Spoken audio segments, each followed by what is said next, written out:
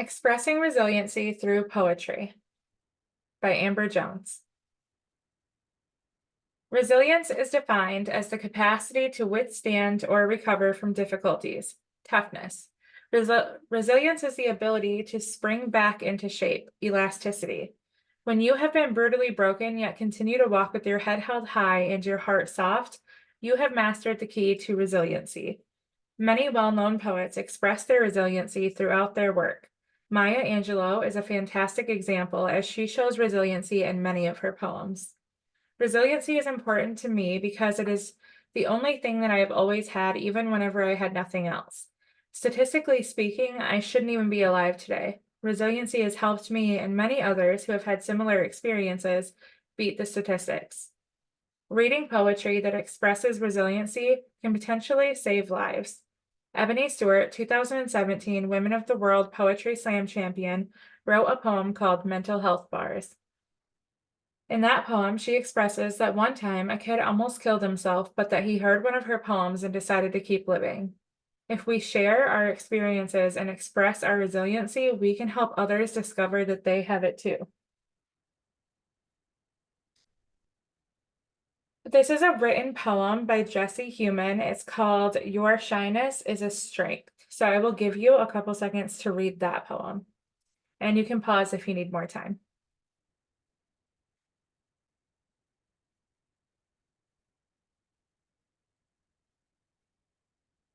The title of this poem is called Your Shyness is a Strength, written by Jessie Human.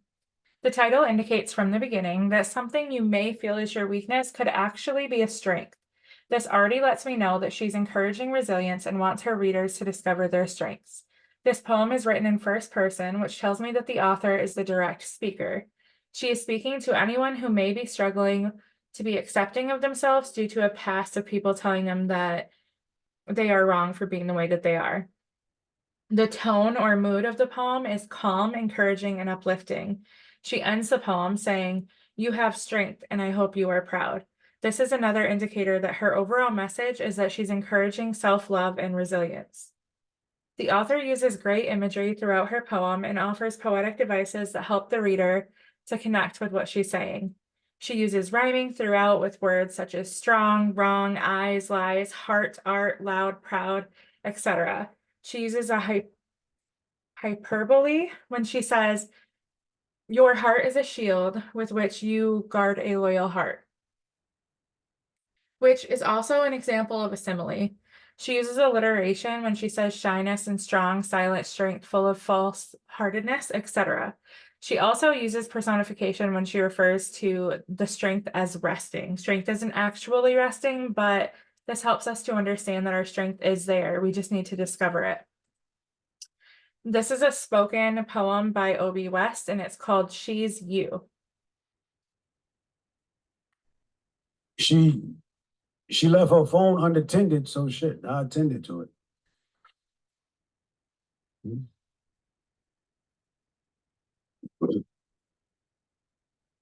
The nosy, right? They said if you're ever looking for something, that thing will allow you to find it. So I found some of the most intriguing text messages that one could ever imagine. She had a text message from the sun.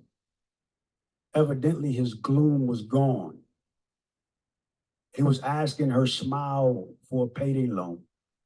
She had another message from the city encouraging her to stay hidden during hunting season because there was a high demand for her skin tone. She had one message from a pack of lions. They were inquiring about where she obtained her tenacity. She even had a message from a river questioning how she kept a steady flow downstream. But the most amazing message was from the Statue of Liberty. The statue asked her, and I quote, "Through it all, how do you keep your head high and remain standing tall?" This woman wore a victory smirk like she's never been hurt. She's learned how to convert her pain into parachutes, so she holds on to the lessons to lessen the impact of her falls. She wears her wounds like war ribbons. When times turn tough, she turns Teflon. She's battle tested, but it'll take 20 sets of tentacles and toes to tally her wins. She repurposed her losses into beachfront lounge chairs where she would sit and watch as the new wave rinsed the old sand away. She handled turbulence like turntable. She would remixes it until she recorded a new win. Her walk showed her worth, her shoulders upright and ready like armored shields. Her face is a force field. Her face is a force field. And she used to have a temper, but learned to tame it. So when she tells you off, it's in the sweetest tone. Failure has become her most honest friend, right? Because there's never been a yes man, never sugarcoated her shortcomings. Instead, failure would mush her flaws in her face until she figured out how to fix them. She learned that befriending her failures helped her to defend her goals. See, her mind is a gold mine. Her stock went up when she lessened the distribution of her shares because she learned that one good investor is better than 4 or 5 who can't decide if they want to pin her as a permanent part of their portfolio. They just want to profit real quick, sell her off, and then split. And then they want to repeat the cycle like Lance Armstrong, but her dignity never wavers. There's not a D word on planet Earth that she'll trade in for her worth. This is a quiet woman with a loud aura. Her value is the highest volume in the room. Highest volumes in shrooms affixed to helium balloons. Her happiness is self-inflicted. She can appreciate a compliment, but she isn't depleted if she doesn't receive it. Her beauty goes beyond say. Without it having to be said, she knows that she's nose-like. She's conservative, but her confidence twerks, so she shows her ass without ever shaking her waist.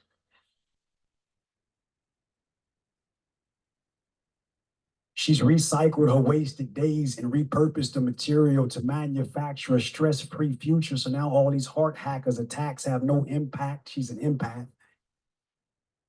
So she's very careful about where she places her energy. Society tests her on a daily. She just dons her cape and she superheroes through the hearsay. She dances to all the doubt like Diddy produced it. Even when under the gun, she performs like no weapon has been formed. This woman goes against all odds until she gets even. This woman, she's unbelievable.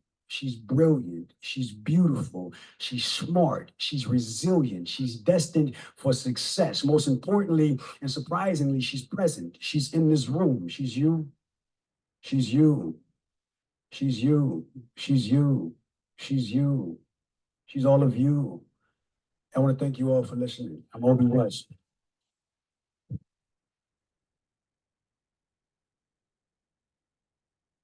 So this spoken poem by Obi West is called She's You. The title of this poem indicates that the speaker, the author, wants the reader to know that they are everything that he's describing in the poem. The mood and tone of the poem is powerful, liberating, and inspirational. The overall message of the poem is that women are full of strengths and abilities, and that to him, it's almost heroic as he refers to women as superheroes. The author used poetic devices back to back throughout the entire poem. He used personification multiple times. He says failure became her best friend. If you're looking for a thing, that thing will allow you to find it. And it's also personification when he's saying that the sun, the city, a pack of lions, a river, and the Statue of Liberty all sent text messages to a woman. He uses these examples as symbolism. The sun seeking her shine, pack of lions seeking her strength, the river seeking her flow, and the Statue of Liberty seeking her tall stance. It's also an example of symbolism and a metaphor when he says she turned her pain into a parachute so she holds on to the lessons to lessen the impact of her fall. This expresses that she has taken her experiences and used them to be more cautious with her moves in life to have better results. Another metaphor was when he said that her mind is like a gold mine, or her mind is a gold mine. when Which helps us to understand the worth of her thoughts. He uses alliteration, used to have a temper, but she learned how to tame it. When she tells you off, it's in the sweetest tone, which puts emphasis on the T sounds, giving a better flow to the words he's speaking. He used sonnets to help with the flow too, saying heart hackers, attackers have no impact. She's an empath, which which puts emphasis on the vowel sound of the letter A. He finishes the poem off saying, She's unbelievable, she's brilliant, she's beautiful, she's smart, she's resilient, she's destined for success. Then he says, she's you. The powerful ending, and then how he connected those traits to the reader or listener directly tells us that he wants women to know their worth and discover their strengths. Our next spoken poem is by Alicia Harris, and it's called This Woman.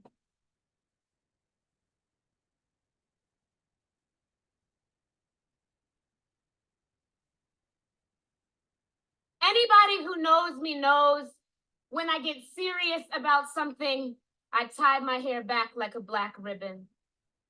This is an elegy to all the things we become before we're done becoming women. 1, elegy for the freshman girlfriend, whose optimism was buttermilk at the breakfast table, turned sour by a boy for whom my face wasn't pretty in the way he preferred. So I baked my body into a buffet, a pie he could cut into, sample, take a slice of what he liked.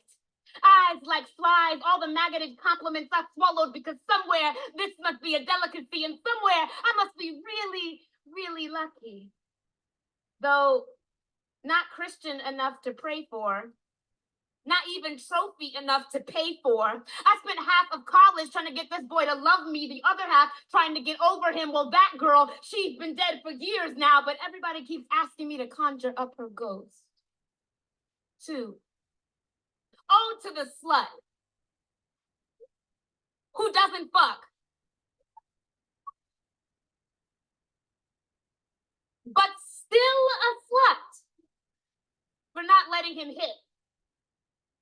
Ladies, there are always 2 ways of looking at a condom and a wrapper. Open your legs and you won't necessarily find freedom. Close them and you won't necessarily find purity. Purity is just contraception against evil thoughts. Freedom is knowing your hip is a hinge. Use your body at your own discretion and seek your own pleasure. What lies between your thighs is a man's genesis. So how dare he spit upon scripture?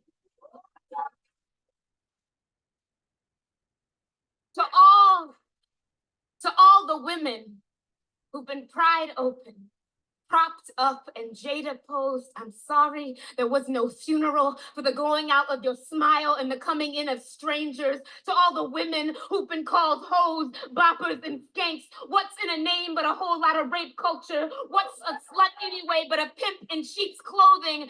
3, ode to the bitch who's not a bitch, just doesn't always feel like shaking hands after the show. You know, I tried to tame the Leo in me, cut off all my hair to be rid of my ego, but she still comes roaring in like a red dragon, cause she be my protection. A pit bull in a skirt, please. I am a bull mastiff on the scent of a fresh kill, and I am still learning how to heal. 5, ode to the surgeons, the knives we wield deftly in our right hands, and the sutures we made of our own mouths when nothing else could close the wound. To my first love, and how I had to cut him out at 19, and again at 21, and again at 22. Like a field doctor without supplies on the battlefield, I had to improvise. I marched through my own heart, armed with nothing, and came out the other side. My hands might have been murderers, but my coat was still white, and my shirt was still clean. 6, ode to the mothers who are also martyrs, who are also daughters of God and therefore saints. Ladies, how many times have we tried to save someone with our love? Been bread, butter, and breast, done our best to give good head. I mean, knowledge, wisdom, understanding. Ode to the poet. On my best days, she is all that I am. On my worst days, she is all that I hope to be. 7, ode to the impossible. I am still a redhead in my heart, just like my grandmama. Have traveled to over 20 countries, wake up every day and love what I do, and still wonder if I'm doing enough, if I'm worth enough. And sometimes all this self-doubt gets tiring, more tired than a bag of old diamonds. So I ask myself if today were the last today, would I be okay with the life that I've lived? Would I be okay with the woman that I am now? And then I forgive myself.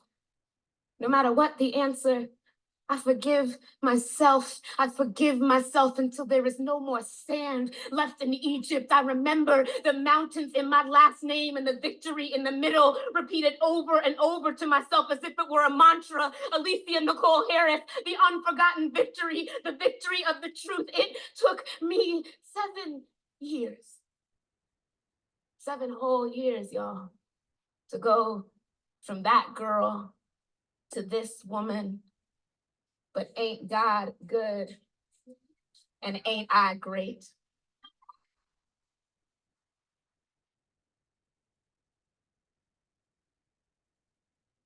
So that spoken poem was by Alicia Harris called This Woman. The title of this poem shows that she is writing and speaking about identity poetry. Often in identity poetry, I notice a lot of authors have gone through many difficult experiences that help them to discover their strength and resilience. This poem delivers on strength and resilience and has an inspirational mood and tone to it.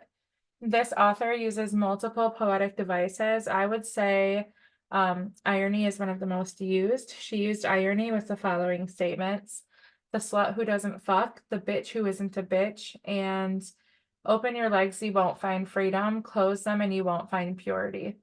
This helps us to understand how much the labels that get printed onto us as women don't make sense at all. She uses personification when she says, I'm sorry, there was no funeral for the going out of your smile, which helps us to understand how experiences can kill happiness and that it's a loss that needs grieving. She used a couple similes when she says, ego roaring like a red dragon, and I cut him out like a field doctor without supplies. That helps to provide imagery for her examples. She used a hyperbole when she says, I baked my body into a buffet, which is her saying that at one point she was whatever others wanted or needed her to be, and that she was only existing to please others.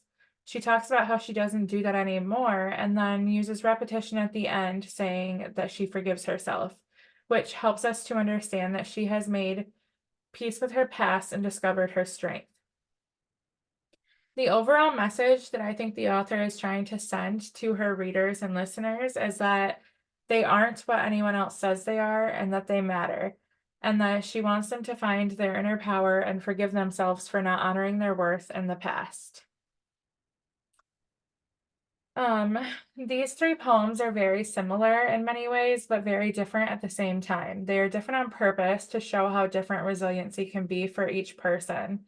In the written poem by Jessie Human, she talks about how sometimes we may mistake our traits as being a negative when in actuality it could be one of our biggest strengths. She makes it clear that we aren't what other people label us as, and that this is important when trying to find your strength because first you need to ask yourself, why do you feel that and who made you feel that way? In our second poem, spoken by Obi West, he's describing how incredible and resilient women are. He's listing off all these beautiful traits about someone and then says, she's you. He does this offering a new perspective for how the reader or listener can identify with themselves despite their failures. In the third poem, spoken by Alicia Harris, she talks about how she did things in her past that she was ashamed of before she discovered her power. She says she forgives herself and repeats it several times. This shows us that it's okay to make mistakes and do things that you aren't proud of, but the first step to loving yourself is forgiving yourself. I noticed that all 3 of these authors use techniques and ideas to make me feel more comfortable using them too. For example, connecting your own personal experiences into your poems to show that you get it, you've been there, and you're still trying to find your strength too.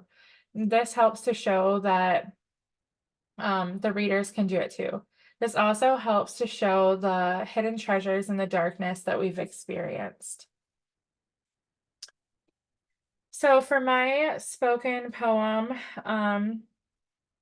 It's called Look for the Light. So I pre-recorded this, so I'm gonna go ahead and play that. I got lost one night driving home. The roads were all blocked off, and I found myself alone. With no direction shown, I took an off-season road. The rocks were big and the path was bumpy. There were potholes and loopholes and the air was foggy. Scared, but I needed to get home, and I knew I'd get there. I just need to make it through this zone. Suddenly, I'm faced with a sand pit, so I stopped. Surely I can't reverse it. I'm stuck and I'm shaking, seeking my strength, but it's fading. Not thinking, I floored it and I made it through, only to find myself at the bottom of another slough of stones at the bottom of a steep hill, surrounded by nothing but the stillness of the trees, the shadows of the darkness, and the stutters in my breath. I drive and stop, drive and stop, drive and stop, inching my way to the top, thanking God my car didn't drop into the darkness behind me. Finally, the reflection of a sign was spotted ahead. I used it to guide me. I followed the light and it didn't deny me. That night is what life is like when you're on the path of healing and dealing with the wrath of the wounds from your past, attempting to remove the cast that we have built to contain the bleeding. What we often don't see, though, is the glimpses of hope, the glimpses of light, the things we are shown that help us to fight, to replace the misery we've known with the love and passion that we still rightfully own. But it's a steep slope. It's easy to slip. For me, one that sticks is when I was 6. Word of the state, one they couldn't fix. Exposed to such hate, my responses were only innate. I was just a child, but anyone's to take. I couldn't think, I couldn't speak. No escape route I could sneak to get away. But I remember stumbling into the art of creating something out of nothing, a talent I've mastered in the midst of disaster. Even the smallest memories that brought us light should be cherished and remembered. There was a tree that I drew on 9 pieces of lined paper that I taped together. It was the first moment that I felt like I wasn't just a waste of space in this home of disgrace. But when it was discovered that I found joy in this way, they began their play to take it away. My tree was now history, but revealed was a piece of me. I realized that only when my light would shine bright, that's when they would fight to stomp out my inner light before it could even begin to ignite. Their doubt and my drive began to unite. And from then I held tight, my desire to discover the self-love that I uncovered. Finally, my father held a gun to my head as he warned. If anything was said, I'd end up dead. But death didn't scare me. It was an escape I had long yearned for. And my siblings below me was something I'd die for. Quite the scene at 17. The last string was snapped, and we were freed. That was the day that we escaped, and not by death like I grew up believing, but it was my voice that led me to achieving a world where love exists and my passion has meaning. See, this victory crown that I wear so proud is what I created from being broke down. And my flight they had long grounded, now soars high, freely unbounded.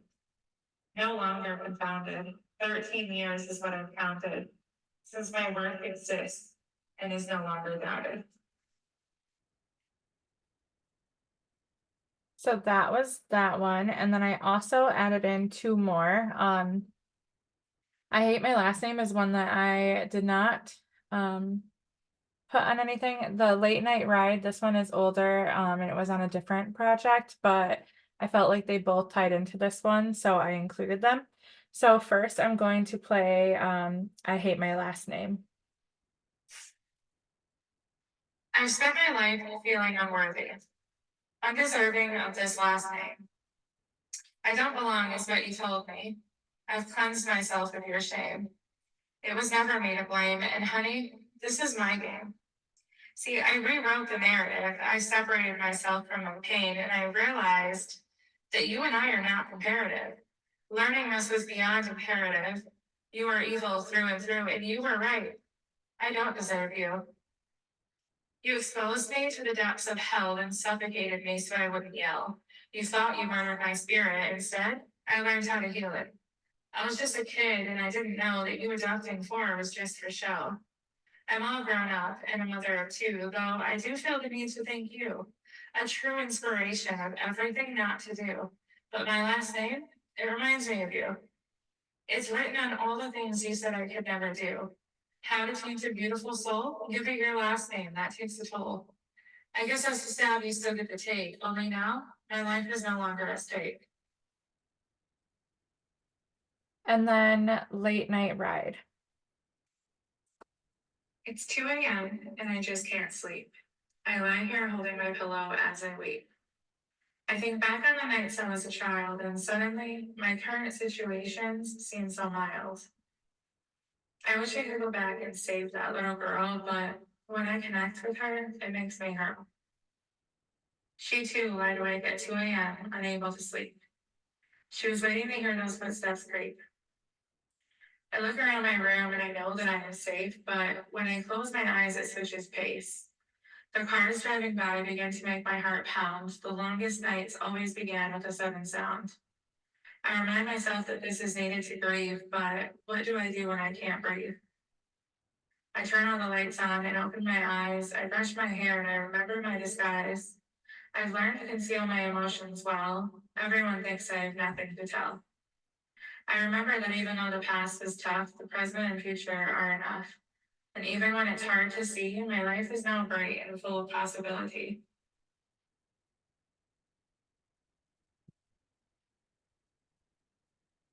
In my poems, you can see how I talked about some of my negative thoughts that I still struggle with, such as hating my last name. It's still something that I struggle with when trying to fully connect with my own identity, the version that wasn't created by others or by coping mechanisms. Whenever I wrote Late Night Ride, I was in the middle of a sleepless night dealing with CPTSD. That would have previously led me to self-sabotaging behaviors, but I turned to poetry instead. In one of the spoken poems that we listened to by Alicia Harris, she mentions how poetry has helped her too. And in both poems, we aren't just suggesting that everyone starts writing poetry. We're suggesting that they find something that they love that they can do instead of the self-sabotaging behaviors such as random hookups, smoking weed, drinking, calling your exes, etc. In my poem, Look for the Light, I connected with some of the most traumatic childhood experiences, and that was something that I've kept inside for a long time. Getting it out and learning that you can nurture your own wounds is great. You just have to fully acknowledge them first. I think that throughout all of the poems, encouraging healing and empowering each other are the most common themes, which would then lead to being resilient. Thank you, and here are some links to the videos that we watched.